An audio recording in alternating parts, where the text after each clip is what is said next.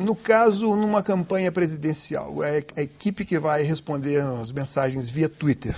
Qual é o cuidado que você tem? Que atributos tem que ter essas pessoas? Porque então é responsabilidade enorme. Né?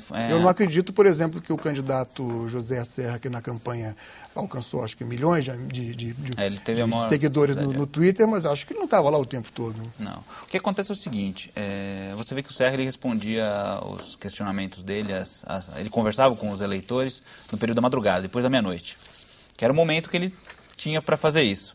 Muitas vezes um assessor escreve, mas quem definiu o que seria respondido foi o candidato. Então isso é fundamental para a estratégia ter sucesso. Quando você coloca só assessores que respondem sem nenhum vínculo, se passando pelo candidato, aí se isso for descoberto, ou se isso se tornar de uma forma que as pessoas identifiquem que não é o candidato respondendo, então você vai criar um problema, na verdade. Então é melhor você nem ter. Não ter esse canal de comunicação. Se não for realmente se engajar no canal, não fosse realmente conversar com as pessoas, é melhor não ter. Marcelo, até que ponto a internet reflete a chamada opinião pública? Essa é uma questão interessante, importante. Muitas vezes, a gente tem durante 30 anos, 40 anos, a grande mídia, a mídia de massa, ela sempre pautou as discussões nacionais e internacionais, né? E por ser capa de uma revista ou capa de um jornal de grande circulação, muitas vezes aquilo é tomado por verdade. Pô, a população acha isso. Mas muitas vezes, e por isso que é importante esse monitoramento das conversas, para ver se as pessoas estão conversando sobre o assunto, muitas vezes o que se estampou na capa de um jornal não é o que as pessoas estão conversando. Às vezes não é um assunto relevante para aquelas pessoas, elas não foram atingidas por aquela informação. E esse é o grande conflito hoje da mídia tradicional com as mídias sociais. Que antes existia um espaço de proteção da informação. Ela vinha de um oráculo, que era a grande mídia, né?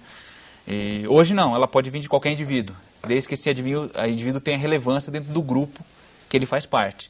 Então, o principal ponto dentro desse trabalho de monitoramento é identificar o que está saindo na imprensa, nos jornais, nas revistas, na TV. Realmente é o que as pessoas estão conversando? Surtiu algum efeito essa notícia positiva ou negativa? Se houve repercussão ou não. Repercussão ou não. E aí você desenha uma estratégia com base nisso. Pô, teve repercussão, as pessoas realmente estão conversando sobre isso. Mas eu te faço uma outra pergunta. Você está numa campanha eleitoral, você dirige um programa de televisão. Aí tudo que você está fazendo a campanha de um candidato. Tudo que você quer que surja uma manchete denegrindo ou prejudicando o candidato opositor, o adversário.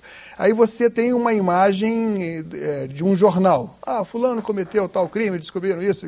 Ou então, se você filma essa imagem e você divulga no programa eleitoral, isso não vai ter mais repercussão do que se você filmar apenas a imagem que está na tela do computador de uma página de internet? Depende do que é a repercussão. Né? A grande virtude dos grandes canais de mídia, de massa, como TV, como jornal, revistas, é que eles têm um público cativo grande. É diferente de um indivíduo. Um indivíduo tem 1000 seguidores no Twitter, por exemplo, e na TV você tem lá 100 mil, 200 mil pessoas conectadas. Só que o engajamento... O voto de todos é igual. Né? Isso. Mas só que o engajamento nessas mídias é diferente por parte do eleitor. As pessoas se envolvem mais com o amigo que ele segue no Twitter do que a informação que ele recebeu da TV. Então, às vezes, uma réplica de informação através de um influenciador do Twitter, por exemplo, que tenha seus 10 mil seguidores, ela tem um impacto muito maior na candidatura do que uma reportagem na TV que teve a ibope de 100 mil pessoas. Você está falando do formador de opinião, então. Isso mesmo. Marcelo, você também é blogueiro, né? Você tem um blog e tal. E eu te pergunto, que cuidados você tem para que o que é preciso ter para que um blog tenha credibilidade? Primeiro é a transparência. Blog é um canal de conversa pessoal, né? Se você não fizer isso, você não tem um blog, você tem um site. A diferença entre o blog e o site é que você tem uma área de comentários no blog e a postura do blogueiro tradicional é sempre colocar a própria opinião. né? Diferente de uma reportagem totalmente isenta, onde o repórter ou o jornalista não coloca opinião. O blogueiro não, ele coloca opinião. E nisso ele abre um canal de comunicação com a audiência que o segue naquele canal. Então essa é a principal diferença da blogosfera para outras mídias, né? E você mesmo responde aos comentários que vêm no seu... Você filtra os comentários e responde os comentários que chegam no seu blog. Sim, Isso sim. te toma quantas horas por dia, mais ou menos? Normalmente, no meu caso, que eu não sou blogueiro profissional, né? Que só vivo do blog, né? Então eu gasto por isso uma hora e meia, 2 horas no máximo por dia com o blog. Mas blogueiros profissionais, que hoje tem pessoas que vivem do blog, daí gastam o dia inteiro. É o dia inteiro colocando informação e interagindo com as pessoas. Aí vira realmente uma profissão blogueiro. Você também é pesquisador.